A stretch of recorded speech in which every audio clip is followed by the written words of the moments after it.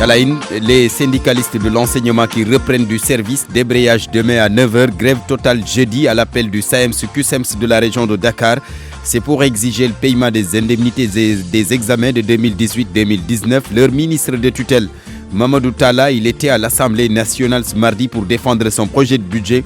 Il a déclaré que 1750 enseignants, dont 25 en arabe, vont être mis à la disposition des établissements scolaires. C'est pour résoudre le déficit d'enseignants dans certains établissements scolaires. Démolition des maisons situées sur le titre foncier de l'État dans la zone de Ngalel Bango, c'est en Saint-Louis. Les autorités administratives ont entamé la phase 2 ce mardi. Les victimes crient à l'injustice et interpellent les autorités étatiques. Cérémonie de pose de la première pierre de l'espace communautaire du marché central au poisson de Pikine.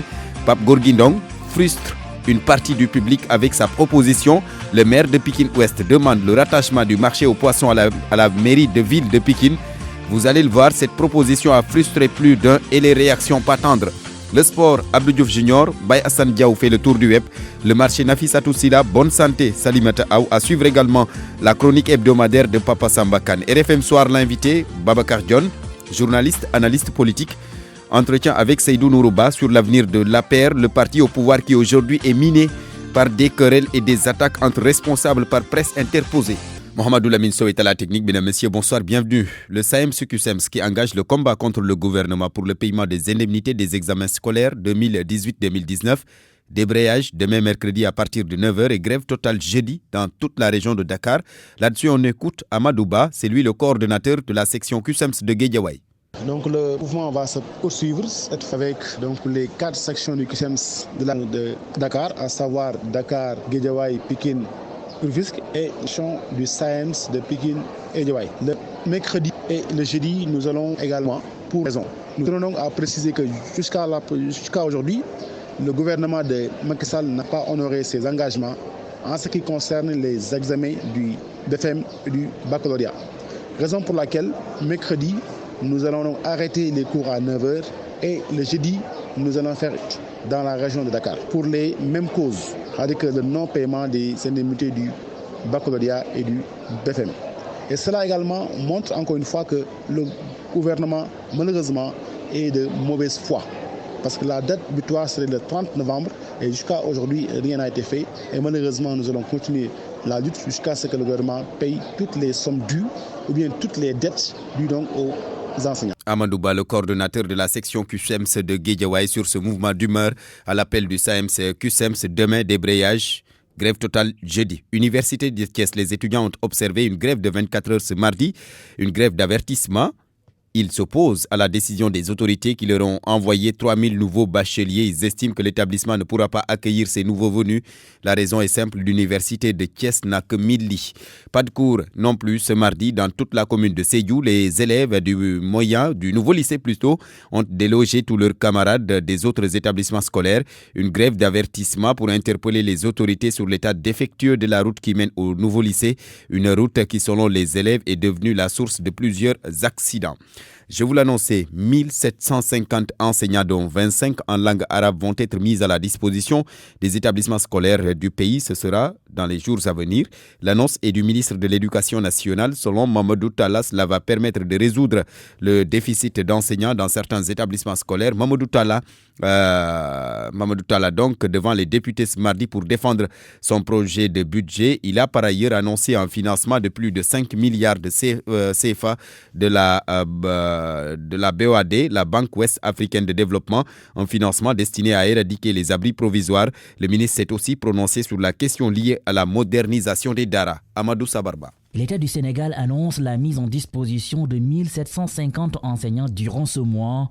C'est pour résorber le déficit du personnel enseignant. Mamadou Talla, ministre de l'Éducation nationale. Mais c'est vrai que c'est un problème récurrent, il faut le régler. Là, on vient d'injecter 1750 nouveaux enseignants qui seront affectés dès la semaine prochaine. Il faut qu'ils terminent leur formation au mois de juillet pour qu'ils soient affectés au mois d'octobre pour qu'ils démarrent plus tôt. Il faut insister très tôt sur le nombre d'abord qui est calé en fonction de nos besoins. Interpellé sur les abris provisoires, provisoire, le ministre annonce un financement de 5 milliards de la Banque ouest-africaine de développement et l'État du Sénégal pour éliminer une bonne partie de ces abris. Les partenaires publics-privés ont gagné 4 lots. Le lot 1 a commencé depuis 1 an et demi. Il est à 60% d'exécution. Le lot 4 va démarrer dans une quinzaine de jours. Et puis il y aura le lot 2. Non seulement on est en train de résorber ces abris provisoires, mais on est en train également de construire d'autres nouvelles écoles et nouvelles classes. Les daras modernes, un maillage sur l'étendue du territoire est en cours d'exécution, dira le ministre. Nous avons 64 qui se terminent. Daras modernes, avec notre partenaire, nous sommes en train d'envisager la deuxième phase qui va nous permettre d'avoir 400 daras. Le port du voile à l'Institut Sainte-Jeanne d'Arc, le ministre précise que des discussions sont en cours avec les acteurs concernés. Nous l'avons réglé l'année dernière parce que c'était une année scolaire.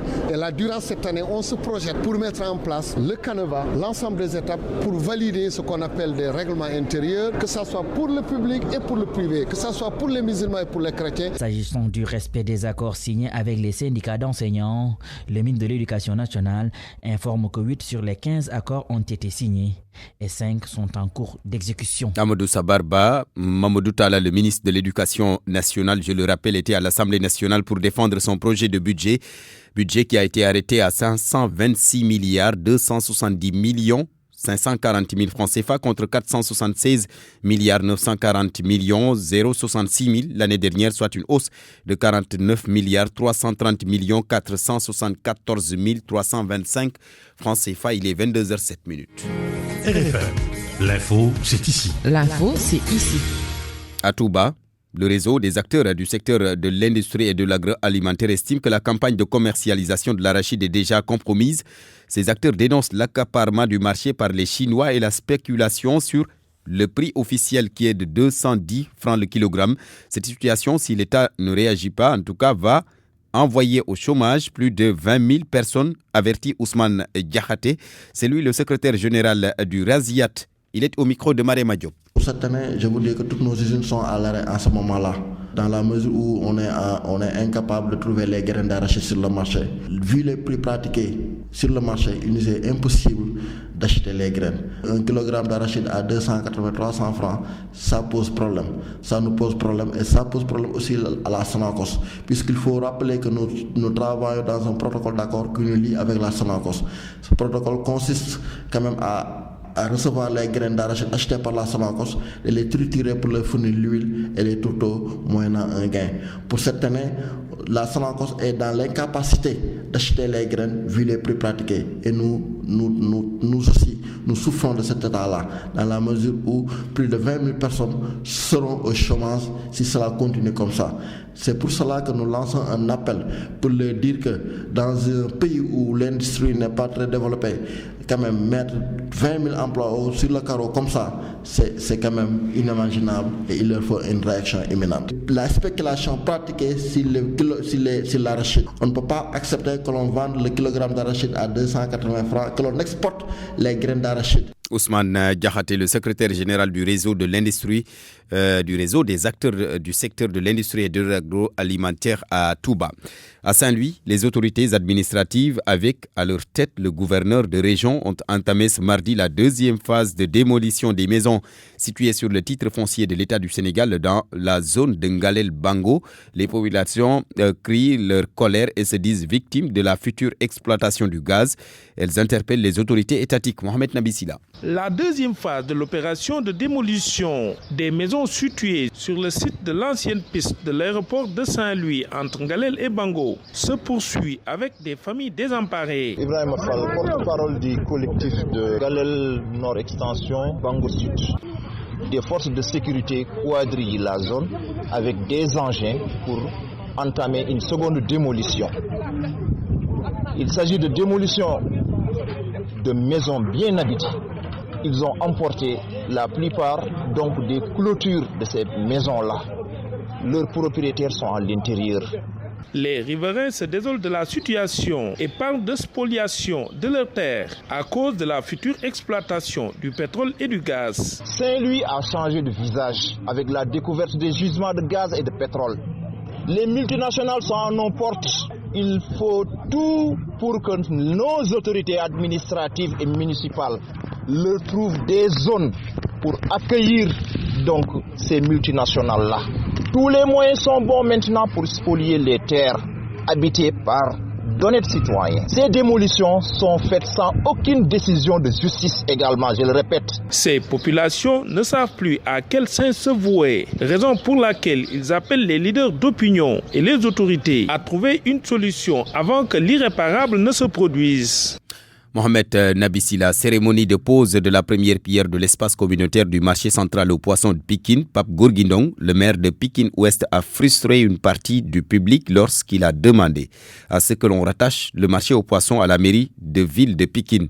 Première réaction à cette proposition inattendue, celle du chef du personnel du marché. Mohamed Sissé demande à Pape Gorguindong de s'occuper plutôt des difficultés de sa commune, Pikine-Ouest. Autre réaction, celle du directeur du marché, Abou Mbaye, a préféré brandir un chiffre, 250 millions de francs CFA, qu'il dit avoir injecté pour rénover le marché. Ndongoka, vous avez assisté à la cérémonie et vous nous en dites davantage. Devant l'entrée de la direction générale du marché central aux poissons de Pikine, un marailleur balaye l'idée de mettre le marché sous la tutelle de la mairie-ville de Pikine.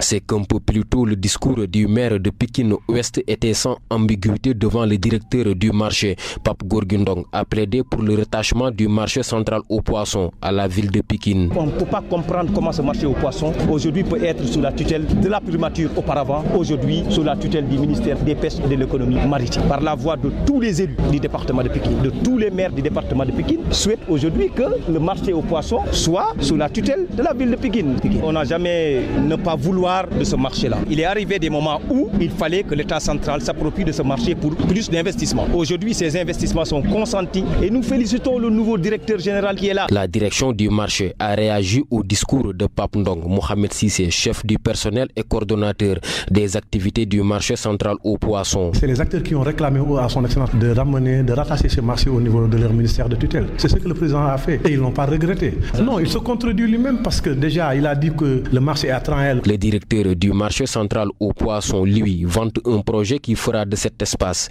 un marché de référence à Mbaye. Donc nous, on a suivi la vision du président, mais on a travaillé également au financement de ce projet qui va avoisiner les 250 millions. Le marché central, très bientôt, fera partie des marchés de référence sur qui on peut citer. Ndongoka Pikine, RFM. Et cette réaction de la direction des salins du Sine Saloum, 4 jours après la manifestation des habitants de la commune de Dia pour s'opposer aux tentatives de la société d'étendre ses exploitations sur une superficie de 184 hectares dans leur commune, eh bien la direction des salins du Sine Saloum ne lâche pas du lest.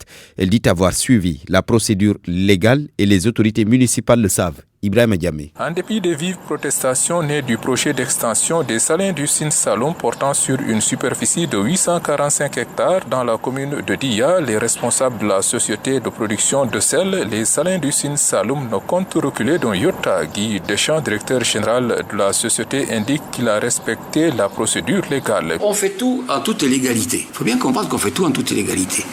Aujourd'hui, un investisseur qui veut venir faire quelque chose, il va voir qui? Il va voir les autorités de ce pays. La première des choses, il va voir les autorités nationales, il va voir les autorités régionales et il va voir surtout les élus. Aujourd'hui, qui sont nos interlocuteurs dans une commune?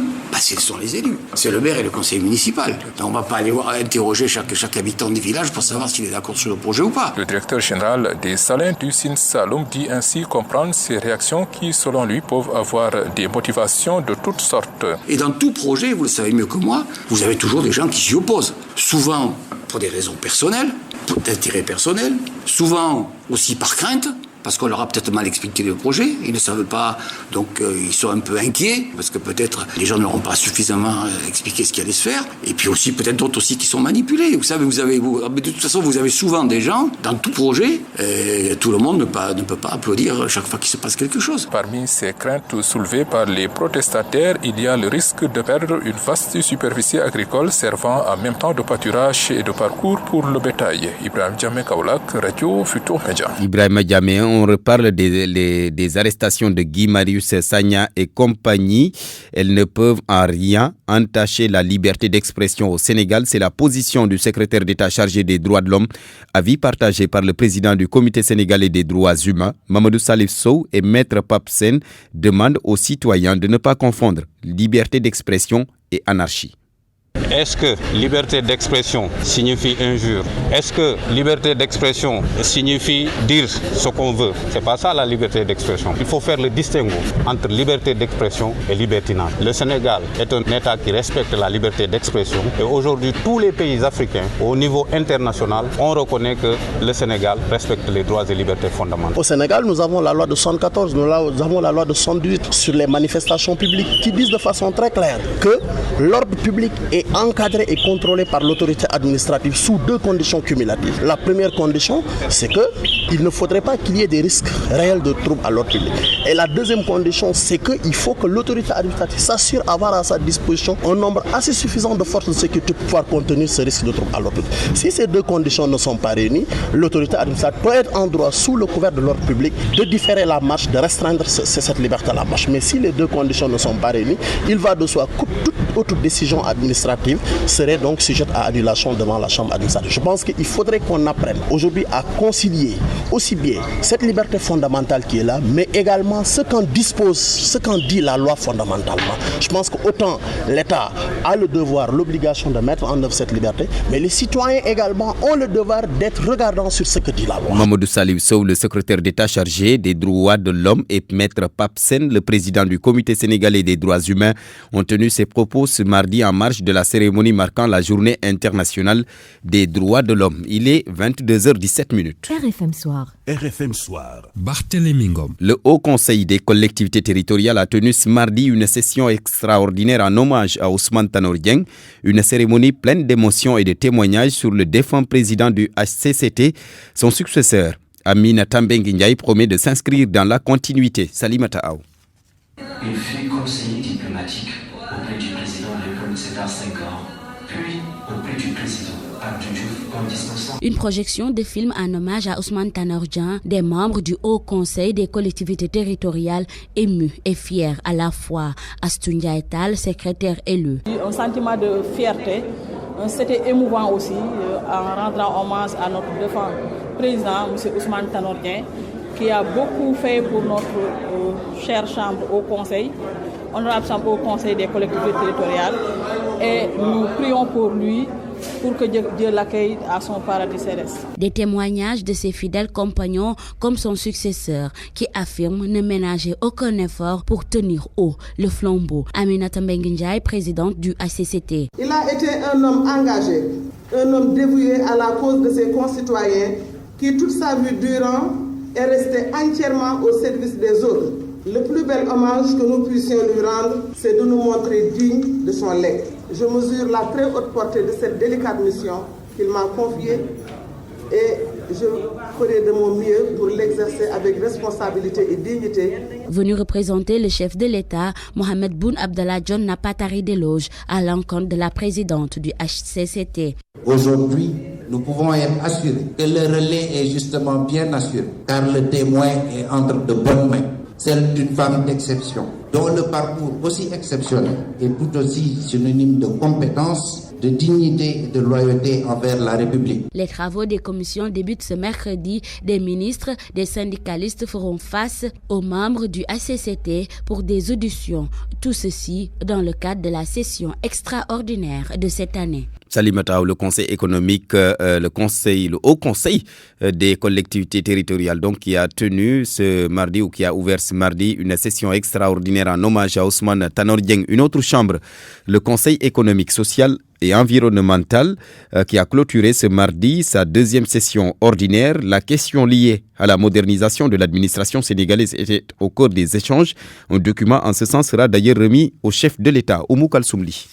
Lors de cette dernière séance de la deuxième session ordinaire de l'année 2019, les experts et conseillers ont débattu de beaucoup de sujets relatifs au comportement humain, tout cela pour réformer l'administration et la rendre moderne. Aminata Touré est la présidente du Conseil économique, social et environnemental. Ça a été l'occasion de conclure 2 mois de travail. Notre thème transversal était relatif à la citoyenneté et au civisme. Nous avons reçu également beaucoup d'institutions. Nous avons discuté du désencombrement, nous avons discuté de la pollution, nous avons discuté également de la nécessité de nos compatriotes d'avoir des attitudes qui vont dans le sens de l'émergence. On a parlé du PSE des comportements, parce que si le président de la République, lui, fait ce qu'il a à faire pour que le Sénégal émerge, il faut que également les citoyens aient le comportement qu'il faut. Avec le projet d'avis relatif à la réforme de l'administration publique, les experts ont formulé des recommandations tout en se basant sur les préoccupations des populations. Aminata Touré. Notre seul objectif, c'est de pouvoir justement formuler des conseils qui vont dans le sens d'une meilleure efficacité des politiques publiques en tenant compte des préoccupations des citoyens. Pendant 2 mois, les experts et acteurs ont travaillé sur le projet d'avis qui est le résultat d'un rapport et qui sera remis au président de la République. Bonsoir Abdou Diouf Junior. Bonsoir Barthélémy. Du football, c'est pour parler de la Ligue européenne des champions. 3 Sénégalais vont jouer les 8e de finale. Sadio Mané termine premier du groupe E après la victoire de Liverpool sur Red Bull Salzbourg. La star sénégalaise, auteur d'une passe décisive pour Naby Keita, n'a pas été clément avec son ancien club. C'est également l'ancien club de Naby Keita, le Guinéen. Mohamed Salah a marqué le but du 2-0. Liverpool avec 13 points plus 5 plutôt, prend la tête du groupe. Naples de Kalidou Koulibaly accède également au 8e de finale après sa large victoire sur le Racing Genk, 4-0 avec un triplé de Milik et un but de Dries Mertens. Naples termine 2e avec 12 points plus 7. Red Bull Salzbourg est 3e avec 7 points plus 3. Le Racing Genk n'a eu qu'un seul point dans ce groupe. Le 3e Sénégalais qui a assuré sa place en 8e de finale de la Ligue des Champions s'appelle Moussa Wagué, le latéral droit du Barça, titulaire face à l'Inter de Milan, a tenu durant toute la partie, remporté finalement par une équipe fortement remaniée des Catalans. Griezmann, Langlais et Rakitic étaient les seuls titulaires habituels. Score final 2-1 pour les Espagnols.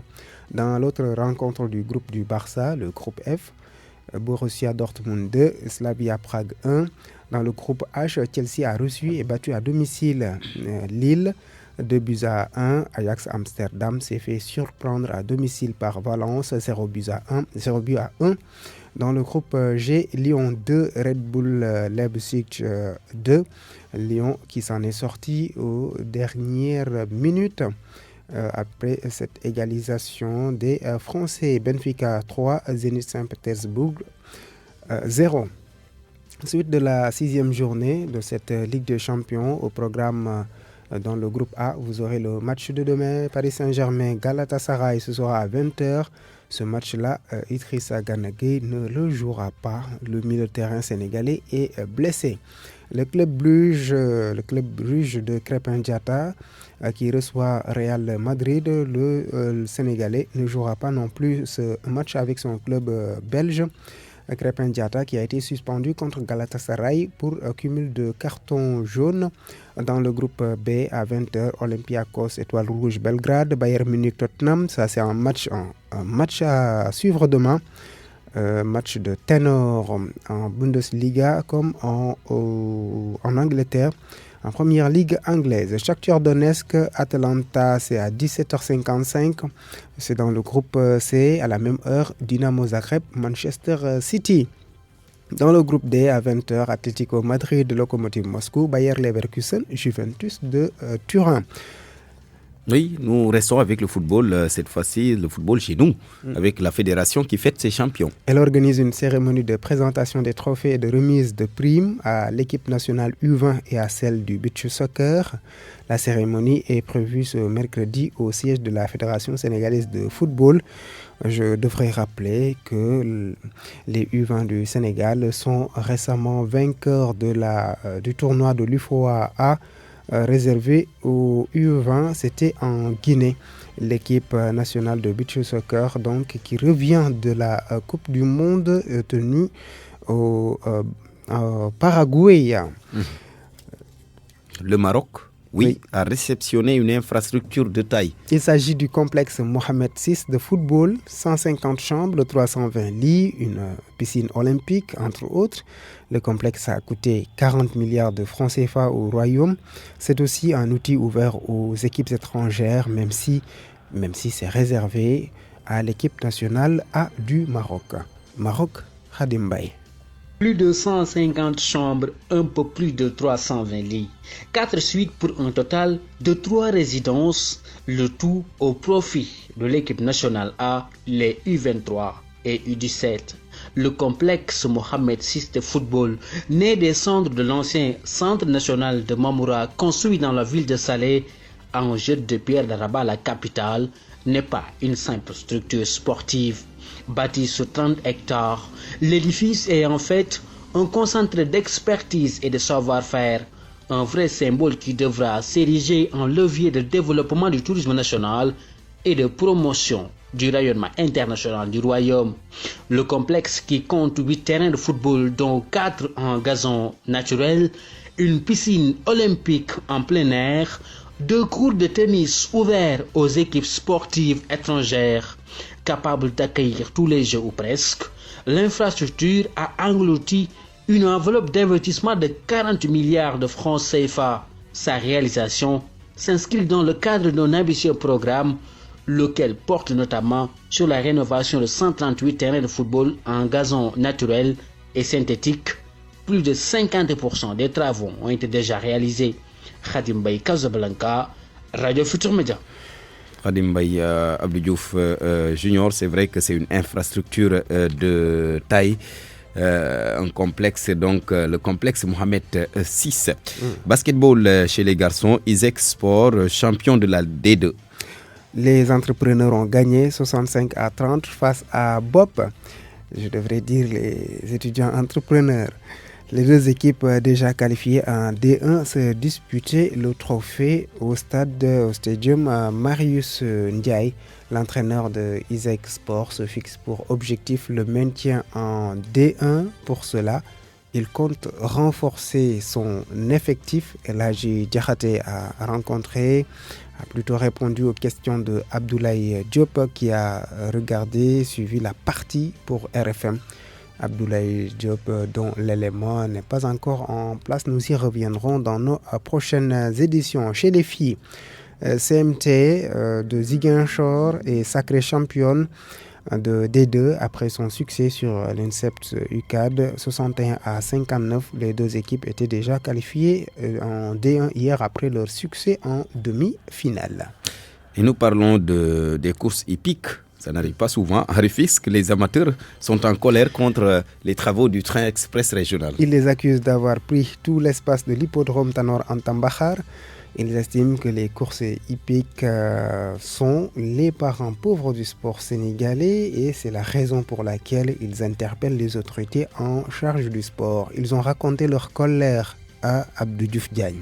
Les travaux du train express régional continuent de faire des victimes. À Rufisque, les touristes risquent de voir l'hippodrome Tanor Anta Mbakhar disparaître. D'où le cri du cœur d'Ousseynou Seck qui porte leurs paroles. Nous sommes en train d'assister à un spectacle désolant. Vous avez vu comment est l'hippodrome. Depuis 1904, cet hippodrome-là existe. Égal, l'impact qu'il y a ici, c'est à cause du terre. C'est pour cela que nous sommes là aujourd'hui et nous dénonçons vivement, nous crions à haute voix de dire que nous, les touristes de Rufisque, nous sommes vraiment déçus. Pourquoi ? Parce que les autorités ne nous ont pas aidés. Les élèves des écoles situées non loin de l'hippodrome, créé en 1904, sont aussi affectés par cette situation. Asana Djongo. Les élèves ont du mal à aller en classe, que non seulement qu'ils quittent chez eux très tôt, mais ils arrivent tout le temps en retard, parce que le chemin est complètement bloqué. Ils ont mis des murs qui ne permettent pas alors aux gens d'accéder à leurs écoles. Ces acteurs qui déplorent le mutisme des services du ministère des Sports interpellent le chef de l'État. En matière d'infrastructure, l'État du Sénégal n'a rien fait pour les courses hippiques. C'est pour cela que nous lançons un appel. Nous n'allons plus parler avec le ministre des Sports, ni avec son chargé des infrastructures. Il nous a tourné le dos et il l'a manifesté. Quand je dis il l'a manifesté, celui qui est chargé des infrastructures, il devrait même venir voir ces travaux-là, comment ça se passe et quel sera l'impact que ça va faire. Ces amateurs de courses hippiques organisaient un rassemblement dont le but est d'amener les autorités à garder cette infrastructure. RFM Rufisque, Abdou Diouf Diagne. Abdou Diouf Diagne qui a galopé de Rufisque à... Bonsoir et bienvenue. Le site du groupe Futur Média igfm.sn consacre une large fenêtre sur le parcours de Dr Babacar Diop et titre Itinéraire du leader du FDS Babacar Diop, un destin pour le Sénégal. Du lycée Malick Sy de Thiès à l'université Cheikh Anta Diop de Dakar, sans oublier le monde politique, Babacar Diop n'a jamais accepté de faire de compromission. Le docteur en philosophie, en prison pour avoir manifesté contre la hausse du prix de l'électricité devant le palais, déclare dans son livre intitulé Le feu sacré de la liberté, mon combat pour la jeunesse africaine, que la vie d'un citoyen appartient à la patrie, la sienne il l'offre au Sénégal. Autant d'informations sur Babacar Diop à découvrir sur igfm.sn. Sur Dakar Actu, Mamadou Lamine Diallo à Mansour Faye, Macky Sall dit qu'il n'a plus de premier ministre, j'y crois pas. En réalité, tu es le premier ministre caché, déclare le leader du mouvement Teki à la une. Le député pense que son ministère a un champ de manœuvre très large et qu'il pourrait même héberger le ministère d'Oumar Youm et d'Oumar Gueye qui seraient ses secrétaires d'État. Constitution du capital de la future société de production et de distribution d'eau aux côtés des sièges. Le FONSIS supporte les 55% de parts sénégalaises. Information à lire à la une d'ActuSen. Selon ce site, le Fonds d'investissement souverain stratégique va trouver les mécanismes pour que l'État, le privé national, les travailleurs de la SDE, de la SONES régularisent auprès de lui, nous informe ActuSen.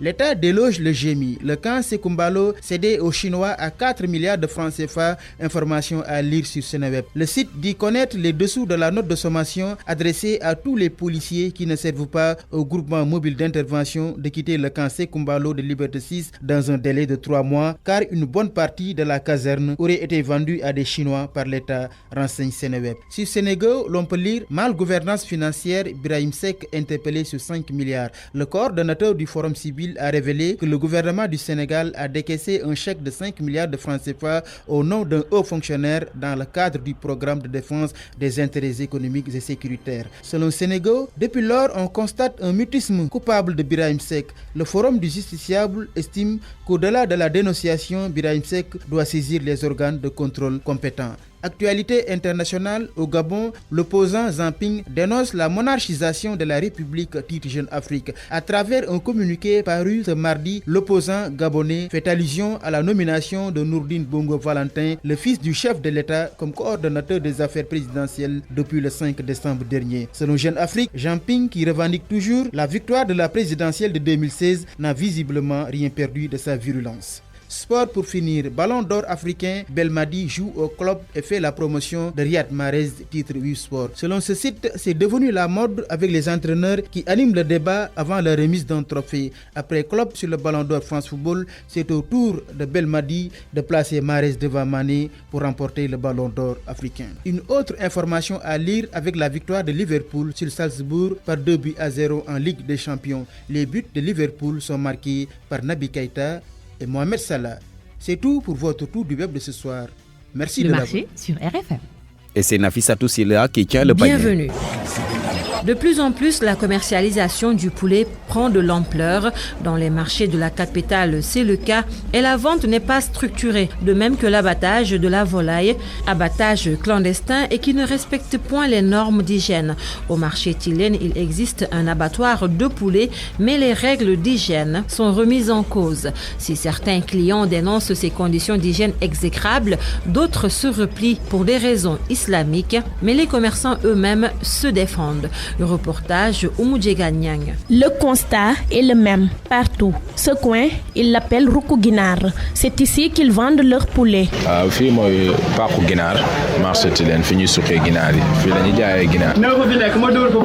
L'abattage est manuel. Les conditions d'hygiène laissent à désirer. Pourtant, Modou Djan soutient le contraire. On verse de l'eau de robinet dans les fûts. Une fois réchauffé, on y plonge le poulet qu'on déplume sur le champ. Et on rechange de temps en temps l'eau polluée. Sa cliente ivoirienne ne partage pas son avis. Samira Yawa achète le poulet à Rukuginar parce qu'elle n'a pas d'autre choix. Non, les conditions ne sont pas trop réunies. Parce que genre, tu vas pas prendre un poulet pour aller égorger à la maison, ça rend la maison sale encore. Et puis l'odeur va rester dans la maison. Donc c'est pour ça qu'on vient acheter ici. Et puis, c'est pourquoi encore, genre, il constate que les poulets d'ici sont moins chers que les poulets des supermarchés aussi. Moustapha Kamara évoque des raisons spirituelles. Il ne fait pas confiance aux poulets vendus dans les supermarchés. Je ne suis pas rassuré avec le poulet déjà emballé, donc je ne peux pas l'acheter car ignorant les conditions dans lesquelles l'animal a été abattu. Dans ce sens, je préfère les poulets vendus ici. Pape Ndiaye tient un magasin au marché Tilène. Il revend des poulets déjà déplumés. Pour lui, les conditions d'hygiène dépendent des exigences. Je n'accepte pas qu'on me vende des poulets dans certaines conditions. Si les poulets ne sont pas propres, ça risque de dégager de mauvaises odeurs une fois dans le frigo. C'est pourquoi j'exige aux vendeurs ce que je veux. L'hygiène pose problème dans les abattoirs. Les vendeurs de poulets proposent la modernisation du matériel utilisé pour l'abattage. La surveillance de ces abattoirs jugés clandestins incombe au ministère de l'Élevage. Des politiques idoines sont mises sur pied, mais les commerçants ne s'y conforment pas. Écoutons à ce propos Dr Maktar Diouf, vétérinaire, directeur du Centre national d'aviculture de Mbao. Il s'est entretenu avec Seydou Nourouba. Maktar Diouf, bonsoir. Quelle solution pour mettre fin à ces abattoirs clandestins dans les marchés? Je tiens d'abord à vous dire que ce type d'abattage n'est pas du tout autorisé ni accepté par le ministère de l'Élevage. Donc c'est quelque chose que nous interdisons depuis des années. Mais en fait, là, les traditions, on l'a dans le dur, comme on dit. Et chaque fois que les agents du service régional de l'élevage passent, les gens reviennent derrière. On a été fait et l'analyse justement de ces eaux, de ces produits montre qu'il y a quand même, qui ne respectent pas du tout les normes, disons, d'hygiène. Bon, maintenant, au niveau de l'État, ce qui a été fait, il y avait le projet qu'on appelle le projet de développement des marchés agricoles du Sénégal, le PDMA, et c'est au cours de ce projet-là que nous avons élaboré avec justement les professionnels un guide des bonnes pratiques d'abattage et de transformation des volailles. Donc ce guide-là disait comment doit être l'abattoir, comment il doit être abattu et tout, et les professionnels étaient partie prenante. Est-ce que l'État a proposé des solutions pour mettre un terme à ces abattoirs? L'État est même allé jusqu'à proposer à ceux qui voulaient faire un abattoir ce qu'on appelle un matching grant. Le matching grant, c'est vous avez un plan d'abattoir qu'on peut élaborer avec vous et l'État met gratuitement à votre disposition la moitié de la somme. Donc ça aussi, ça a été fait. Bon, maintenant, malgré ces efforts-là, comme je dis, c'est un peu un problème de la société sénégalaise. C'est un peu le problème des marchands ambulants et autres. Et chaque fois que vous mettez des choses en place, ils reviennent derrière et font un peu ce qui les arrange. Ça l'est justement parce que le marché, il est lucratif, il est intéressant. Le Sénégal produit, en 2018, nous avons produit déjà plus de, 56 millions de poulets. Donc il y a un marché pour l'abattage et tout. Et donc derrière ces personnes-là, au lieu de se conformer aux normes, préfèrent agir ainsi, malgré les efforts de l'État. Alors maintenant, il faut donc, comme je dis, continuer le travail, mais aussi il faudrait que les professionnels, au Sénégal, il y a une interprofession agricole du Sénégal mise en place depuis 2013 et qui participe à toutes nos réunions. Donc nous aussi, il faudrait que les professionnels, avec l'État, se mettent ensemble pour que ces dérives-là, en quelque sorte, pour que cette manière de faire s'arrête. C'est tout pour le marché. Merci à Seydou Nourouba, à Oumou Nyang et Abdou Thiam. Rendez-vous la semaine prochaine. Bienvenue. Pendant l'hiver, les températures négatives peuvent être à l'origine de risques pour la santé, dont une aggravation d'éventuels risques cardiovasculaires. Le froid demande en effet des efforts supplémentaires au corps et notamment au cœur qui bat plus vite pour lutter contre le refroidissement. Beaucoup de personnes préfèrent prendre une douche avec de l'eau froide. Cela peut vous mettre en danger si vous êtes hypertendu ou si vous avez des problèmes cardiaques. C'est déconseillé. Votre corps risque de ne pas supporter la différence de température. Selon les spécialistes, lors d'un changement de température, on inflige un travail cardiaque supplémentaire. Il est conseillé d'éviter les douches à l'eau froide brusque car elles provoquent un stress et abîment les poumons. Lorsqu'il fait froid, l'idéal est de prendre une douche avec de l'eau qui ne soit pas bouillante mais tiède. Il convient donc d'être attentif aux moindres symptômes, sensations d'oppression dans la poitrine, palpitations, essoufflement ou douleurs thoraciques à l'effort. Si vous constatez un de ces effets, appelez rapidement un médecin. Le froid peut aussi créer chez ces sujets la formation de caillots. Cela peut entraîner au niveau des artères du cœur un infarctus et dans le cerveau un AVC.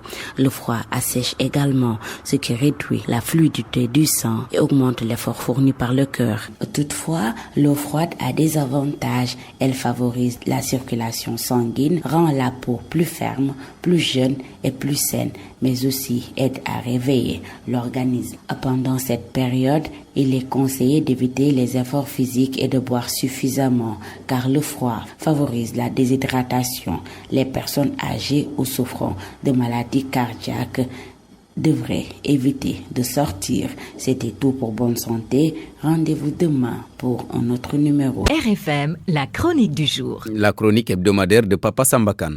Après l'épisode Salif Keïta interpellant son grand frère Ibrahim Boubacar Keïta sur sa docilité devant les directives, les injonctions, les ingérences d'Emmanuel Macron, qualifié au passage de gamin, la France outrée avait déployé une armada de répondeurs automatiques, diplomates, intellectuels, organiques et journalistes, parmi lesquels quelques oncles Tom façon franco-africain pour faire barrage à la charge pas ordinaire de la star de la musique internationale, icône dans son pays et au-delà, y compris en France même. À ce qui était déjà bien identifié, mais pas encore nommé par aucun chef d'État français, sentiment ou mouvement anti-français en Afrique francophone, sahélienne, la sortie de Keïta donnait une ampleur nouvelle, il est vrai. La contre-offensive de la France, atteinte dans son orgueil, dans laquelle j'ai personnellement noté le sourire narquois sur France 24 de ce journaliste franco-sénégalais, qualifiant de lubie ou de fantasme les accusations contre la France, de pillage programmé des richesses du sous-sol malien, n'avait pas eu le temps de faire effet qu'intervint ce malheureux accident pour eux-mêmes et pour leurs familles qui causa la mort de 13 soldats français engagés au Mali. Accident, c'est la terminologie choisie par la France officielle pour expliquer la disparition de ces malheureux jeunes gens, morts pourtant sur un champ de bataille. Ou ceux qui périssent bénéficient généralement, morts au combat ou pas, de la glorieuse mention « mort au champ d'honneur ». C'est même une tarte à la crème de la propagande de guerre sous toutes les latitudes. Pourquoi donc la France aurait-elle eu des raisons de s'en priver? Cette guerre n'est pas pour l'honneur de la France, c'est clair, c'est pour autre chose, et c'est si évident qu'user de cet argument de l'honneur eût été risible. Tant que ça vaut quasiment banalisation en simple accident, collision entre deux de ses propres hélicoptères, de la disparition intervenue si loin de leur pays, de soldats morts sur un champ de guerre pourtant. Même face à son opinion publique, choquée par ce drame national, et avide d'explications glorieuses, certainement consolantes, et de familles qui n'auraient pas craché sur une élévation au rang de héros de leurs enfants, ou de martyrs, ces mauvaises manœuvres des pilotes, point. Et quand on sait que certains spécialistes, dont, pour être clair, nous ne sommes pas, soutiennent même que non, la cause de ces crashs n'est peut-être pas un accident, la question du pourquoi devient encore plus prégnante sur le choix de la thèse officielle. Et puis, ayant enregistré bien plus de morts sur ce terrain-là, et d'autres, l'opinion malienne, sahélienne, ne s'est pas plus émue que ça de ces morts français et a continué à critiquer cette France qui veut faire son bonheur contre son gré. Alors, certes, l'injonction faite par Macron au chef d'État du G5 Sahel de venir s'expliquer, voire s'excuser à Pau de ce sentiment anti-français, enfin nommé par un chef d'État de Navarre, est choquante, mais allons au-delà. Deux petites observations qui sont d'ailleurs liées sur ce sentiment anti-français. Il ne suffit pas de la nommer, il faut l'analyser à fond, la comprendre et agir sur ses causes réelles, sur lesquelles nous reviendrons peut-être. 2. Humilier leur chef ne fera que renforcer ce sentiment chez les Africains. Subsidiairement, et pour finir, en humiliant ces chefs d'État, Macron les affaiblit au moment même où il compterait sur eux pour endiguer cette hostilité envers son pays. Salif Keïta avait peut-être raison. Ça ressemble fort à un gamin qui casse ses jouets. RFM, l'invité. Question Seydou Nourouba, réponse Babacar Dione, journaliste, analyste politique, entretien sur l'avenir de l'Alliance pour la République, le parti au pouvoir. Merci à vous, Barthélémy Ngom, à vous qui nous suivez sur la radio Futur Média, à Babacar John. Merci et bonsoir. Bonsoir, Cédou. Journaliste et analyste politique. Est-ce qu'aujourd'hui, on peut parler d'un parti en ébullition, l'APR, parti au pouvoir, au regard des querelles intestines notées ces derniers temps? Est-ce qu'on peut parler d'un parti tout à fait en ébullition? Mais ce qu'on est en train de constater à l'APR, c'était certes quand même prévisible dans la manière dont l'APR fonctionne depuis 2012, depuis même avant son accession au pouvoir. Mais on a l'impression qu'aujourd'hui, tout va en tout cas dans tous les sens. On a l'impression de voir dans l'APR, à l'intérieur d'un même parti, d'autres partis politiques. Il y a certes des pôles qui sont en train de se constituer, et ces pôles-là ne sont pas toujours en faveur du fonctionnement. Et quels sont ces pôles? Oui, les pôles se sont constitués après les élections, en tout cas de 2019, la présidentielle. On a constaté avec certains leaders, Amadou Ba, il faut oser le dire, dont on pense pouvoir succéder à Macky Sall. Autour de lui, on sent donc certains responsables qui sont en train donc de parler à gauche à droite. Amadou, certes, n'est pas là pour parler politique, mais on a senti depuis quelque temps, il y a donc certains responsables qui sont donc dans ce pôle d'Amadou Ba, qui sont en train de se définir. Mais bien sûr, j'avais dit qu'il y a carrément un pôle dans le parti. Mais quand même, c'est ce qui dirigé par Amadou Ba, c'est cela. Oui, mais ça commence avec Cissé Lo. Moustapha Cissé Lo, on avait senti venir quand il a commencé à parler à l'intérieur de l'APR, à s'attaquer à certains responsables qui n'étaient pas en phase, avec Amadou Ba. On a commencé à comprendre. Quand Cissé Lo a commencé à attaquer Abdoulaye Diouf Sarr, les gens se sont dit que ce n'est pas simplement parce que Cissé Lo veut être maire de Yoff, mais parce que tout simplement, il a senti dans la bataille de Dakar, entre Amadou Ba et Diouf Sarr et peut-être avec d'autres responsables, c'était important de prendre position pour Amadou Ba. Mais que veulent ces gens-là qui créent des pôles? Mais on le sait. Et jusque-là, on n'a pas entendu Amadou Ba parler quand même. Il ne parlera pas, en tout cas pour le moment. C'est important pour lui d'avoir une stratégie. Mais bien sûr, à un moment donné, à moins que le président Macky Sall veuille par exemple un troisième mandat. Mais aujourd'hui, ce qui est logique, tout le monde peut le savoir, Macky Sall est en train de finir en tout cas son deuxième mandat et dernier mandat pour la plupart des Sénégalais, ce qui est normal, qu'à l'intérieur de l'APR, certains pôles se constituent par rapport à sa succession. C'est tout à fait normal. Mais comme le président Macky Sall empêche aux responsables de l'APR de parler, ce qu'ils pouvaient dire dans des querelles intestines entre eux, quand ils ne parlent pas, mais nécessairement ça va sortir. Ça aurait été bien pour le président Macky Sall d'appeler tous ces responsables-là, de parler avec eux, d'avoir une ligne de conduite autour de laquelle tout le monde serait d'accord. Mais on n'a pas senti cela. On a senti que c'est un chef qui est là en train d'édicter donc des normes à un parti politique. Et on sait que donc les partis politiques sont des démocraties. On ne peut pas empêcher à des responsables de parler. Depuis quelque temps, depuis même l'élection de 2019, on a senti que le président Macky Sall s'est un peu éloigné de son parti politique. Il y a donc d'autres forces qui sont venues. On a vu que le gouvernement a été changé.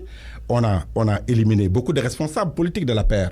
On a éliminé même le poste de Premier ministre. Moustapha Diakhaté a été éliminé. Moustapha Diakhaté a été libéré, mais bon... Parce qu'il avait des positions tout à fait contraires à la conduite du parti, peut-être. Et même pour Diakhaté, pour Moustapha Diakhaté, aujourd'hui, ce qu'il ne peut pas comprendre, comme beaucoup d'autres responsables de l'APR, que l'APR soit gérée en solo. C'est vrai, le président Macky Sall a été élu, mais il a été élu à partir quand même d'un parti politique et d'une coalition. Je crois qu'il y a donc des comportements politiques que le président Macky Sall... Mais comment expliquer, n'est-ce pas, ces querelles intestines? On a vu récemment Moustapha Cissé Lo et Djibril Loir, Yahambaye qui a sorti un article pour mouiller un peu Moustapha Cissé Lo avec 7 tonnes d'arachide qu'il a pu... voilà quoi. Bon, ce que je peux dire exactement, c'est que c'est un parti qui n'est pas organisé. Indiscipliné, on peut le dire. Parce que depuis le départ, on n'a pas senti une discipline au niveau de l'APR. Les gens peuvent dire ce qu'ils veulent, ils peuvent penser ce qu'ils veulent. À un moment donné, on avait même pensé qu'ils ne respectaient pas le président Macky Sall. Donc, les gens pouvaient dire ce qu'ils veulent. Vous pensez qu'il manque de pouvoir pour gérer son parti? Bon, manque de pouvoir, il a essayé d'avoir beaucoup plus de poigne, mais il a mal fait. Et aujourd'hui, les conséquences sont telles que, aujourd'hui, au niveau de l'APR, donc c'est le sauve qui peut. Parce qu'après les élections présidentielles l'élection présidentielle de 2019, beaucoup de responsables avaient pensé que dans la nouvelle configuration de la paire, ils pouvaient, en tout cas du pouvoir, ils pouvaient avoir des postes. Ce n'est pas le cas. Ils sont déçus. Ils sont déçus pour la plupart des cas. C'est ce qui explique leur comportement, leur position, juste après. Oui, et avant les élections, ils pouvaient attendre. C'est peut-être le cas de Moustapha Diakhaté. Moustapha Diakhaté, lui, il n'avait pas voulu, c'est vrai, il n'avait pas voulu être à l'Assemblée nationale. Il avait déclaré à tout le monde qu'il voulait sortir donc du groupe parlementaire et avoir d'autres postes. Il a commencé à être chef de cabinet du président Macky Sall. C'était quand même un poste assez intéressant. Mais malheureusement, certes, après les élections, il a quitté cette posture pour être ailleurs.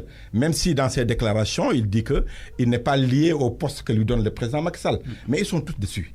Et on a l'impression que, c'est vrai, il faut oser le dire, parce qu'on l'entend de la bouche de certains responsables de l'APR, que le président Macky Sall, en fait, depuis qu'il a gagné l'élection, c'est comme si donc ça lui est en tout cas monté la tête.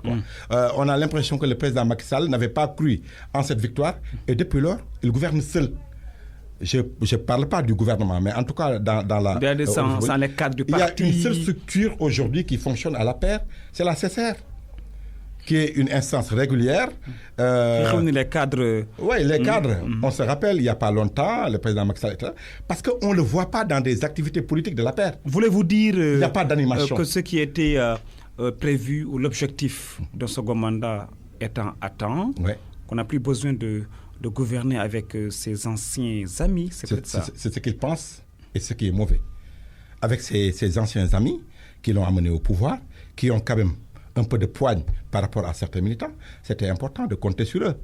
Peut-être pas leur donner des postes, mais dans la manière, en tout cas, dans la façon de gérer politiquement le pays, et même la coalition Benno Bokk Yakaar, la paire doit avoir son rôle. Même par rapport même à certains postes, on s'appelle, il y a des frustrations par rapport même au choix de qui Aminata Mbengue Ndiaye. Même si c'était vraiment une promesse faite à Ousmane Tanor Dieng, mais il y a des responsables de la paire qui attendaient d'hériter de ce poste. Et ils pouvaient attendre jusqu'en 2019. Mais aujourd'hui, entre 2019 et 2024, tout ce qu'ils n'ont pas eu avant, ils ne pourront plus l'avoir. Et peut-être que c'est le moment maintenant. On est en 2019. On est en 2019, après l'élection présidentielle. Maintenant, il a été réélu. Le président Macky Sall n'est pas obligé de suivre donc, en tout cas, la voie tracée par ses anciens responsables de la paire. Nous sommes avec Babacar John, journaliste et analyste politique. Alors, comment comprendre, s'il y en a bien sûr, cette incompréhension entre le ministre des Affaires étrangères Amadou Ba et le président Macky Sall? Est-ce qu'il y avait réellement incompréhension? Mais bien sûr, on l'a senti quand même. Vous vous rappelez, quand il y a eu ces remaniements ministériels, à un moment donné, on avait donné la date et tout. Après, on était obligé de le prolonger 48 heures après. 48 heures après de donner le résultat. Parce que tout simplement, il y avait ce bruit entre le président Macky Sall. Il y avait certes le poste de Premier ministre qui a été écarté, donc c'était à la surprise générale, mais il y avait également Amadou Ba qui devait quitter le ministère de l'économie et des finances pour les affaires étrangères. Il y avait une brouille entre les deux hommes. Oui, mais c'était clair, parce qu'Amadou Ba ne voulait pas de ce poste. Amadou Ba ne voulait pas de poste. Il avait senti que c'est une manière pour le président Macky Sall de l'écarter de ce pays. Parce que les affaires étrangères, c'est beaucoup plus donc de missions à l'étranger. Alors qu'il avait commencé à travailler à Dakar. À s'implanter à Dakar. Donc il avait pensé que c'était beaucoup plus judicieux de sa part de continuer à rester aux finances, ou en tout cas dans un autre poste ministériel. C'était une incompréhension farouche entre les deux c'était hommes. farouche. Il n'avait pas voulu de ce poste de ministre des Affaires étrangères. Jusqu'à un moment donné, je l'ai dit, le khalife général de Tidjane était obligé de venir au palais. Ah bon? Parce que le bruit a été annoncé au niveau donc, de ce remaniement. Serigne Babacar Sy Mansour était là à Dakar pour régler ce problème. Au palais? Oui, au palais de la République, le jour même de ce remaniement. Il était là, il était Nuitama peut-être? Non, il était au palais de la République, mais personne, en tout cas, c'était pas au vu et au su de tout le monde. Mais il était là au palais. Parce qu'on avait senti donc tout simplement que c'était important pour ça. Également par rapport à Matar Cissé, qui a donc des liens assez importants avec... Parce que c'est vrai, les gens le disent maintenant, à un moment donné, Matar Cissé était pressenti pour le poste de qui Premier ministre. Mais Amadou Ba ne pouvait pas digérer, lui également, que Matar Cissé, parce qu'il ne s'entend pas, c'est son chef. Et c'était en ce moment-là que le khalife général, Matar Cissé, on le sait, est très lié à cette famille, Marabout Dik de Tchal. Donc le khalife était obligé de venir pour régler ce problème. Et finalement, ça a été tassé et Amadou Ba est revenu à de meilleurs sentiments pour occuper ce poste de ministre des Affaires étrangères. Même si on sait qu'il l'a accepté malgré lui. Malgré lui, parce qu'on le sent malgré lui. C'est pour cela d'ailleurs je dis que, comme lui, il ne peut pas parler, il s'est choisi des personnalités politiques qui parlent à sa place. Très bien. C'est qu'on sent avec Moustapha Cissé Lo, par exemple. Ce comportement parfois inexplicable de certains responsables de l'APR qui se crêpent le chignon sans que le président intervienne. Oui, le président aujourd'hui, qu'est-ce qu'il peut faire exactement? Qu'est-ce qu'il peut faire? Parce qu'il ne peut pas prendre position par rapport à des querelles intestines du parti. Il a laissé trop faire. Bon, le cas maintenant de Moustapha Cissé Lo est assez atypique. C'est quelqu'un qui n'a pas réussi à faire sa voie politique à Mbacké, où il a été chassé, entre guillemets, entre griffes. Mais aujourd'hui, il s'est dit que donc il a besoin d'une place à Dakar. Et qu'est-ce qu'il peut faire? Il y a des responsables qui sont là depuis de longues années. Il ne peut que créer le buzz autour de cette localité pour qu'on parle de lui. Il a réussi. Maintenant, quelles seront les conséquences par rapport au suffrage donc des Yofois et des Dakora? Ça, c'est autre chose. Alors, vous pensez que ces gens-là, c'est Moustapha Cissé Lo, Moustapha Diakhaté et Djibril War et autres, vous pensez qu'ils sont plutôt intéressés par leurs propres intérêts? Parce que là, on sent que l'APR se fragilise. L'APR se fragilise, je ne dirais pas par leurs propres intérêts, mais par l'intérêt d'un groupe qui est à l'intérieur du PDS. Aujourd'hui, à l'intérieur de l'APR, exclusivement, parce qu'à voir les réactions de Yaham et d'autres, on sent que donc il y a des camps qui se dessinent au niveau de l'APR. Certains peuvent parler pour le président Macky Sall, mais on peut deviner que derrière ces propos pour défendre le président Macky Sall, il y a d'autres intérêts. Il faut le dire. Maintenant, on verra plus clair avec les élections locales. Je crois même que l'APR ou la majorité avait reporté les élections locales pour permettre à l'APR et Benno Bokk Yakaar de s'organiser. Mais ce qu'on est en train de voir, ce n'est pas le cas. Et on verra avec les élections locales des pôles se constituer de manière beaucoup plus claire. Parce qu'à partir de ces pôles-là, il y aura donc cette convoitise du fauteuil de Macky Sall, présidentiel. Est-ce que vous pensez, en tant qu'analyste politique, que le président Macky Sall peut finir ce second mandat? Peut-il l'assurer sans ses anciens amis? Ses anciens amis, c'est vrai que ceux qui parlent aujourd'hui, il faut le reconnaître, n'ont pas de base politique réelle. Donc ils peuvent parler, peut-être qu'ils font plus de bruit, ils ont une manière assez extraordinaire de communiquer. C'est vrai, ils peuvent faire le buzz autour de leurs déclarations, mais d'autant plus que ça intéresse quand même le peuple sénégalais de voir la majorité, des membres de la majorité s'attaquer comme ça. Mais il faut dire quand même qu'ils n'ont pas de base politique. Que ce soit Moustapha Cissé Lo, il n'en a pas encore. Moustapha Diakhaté, ce sont des hommes d'appareil. Qui sont quand même plus ou moins proches de Macky Sall.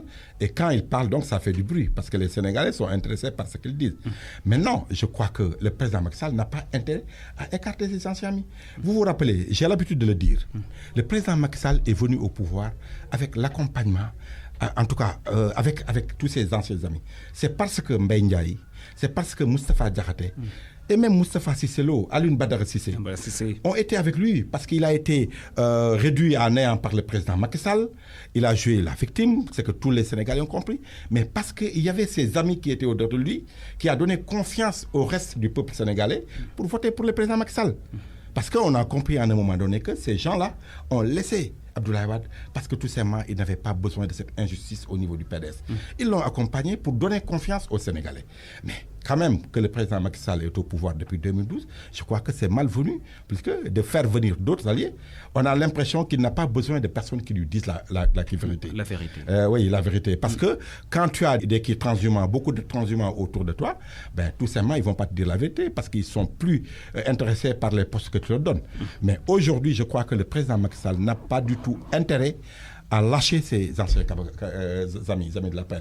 Ça donne envie de penser tout simplement qu'il a trahi ceux qui l'ont aidé à venir au pouvoir. Très bien. Merci à vous, Babacar John. Merci, Seydou. Je rappelle que vous êtes journaliste, analyste politique. À vous également, Barthélémy Ngom, je vous rends la parole. Merci beaucoup, Seydou Nourouba. Merci également à notre invité, Babacar John, journaliste, analyste politique. Mesdames, Messieurs, merci à vous. Il est 23h. Dans quelques secondes,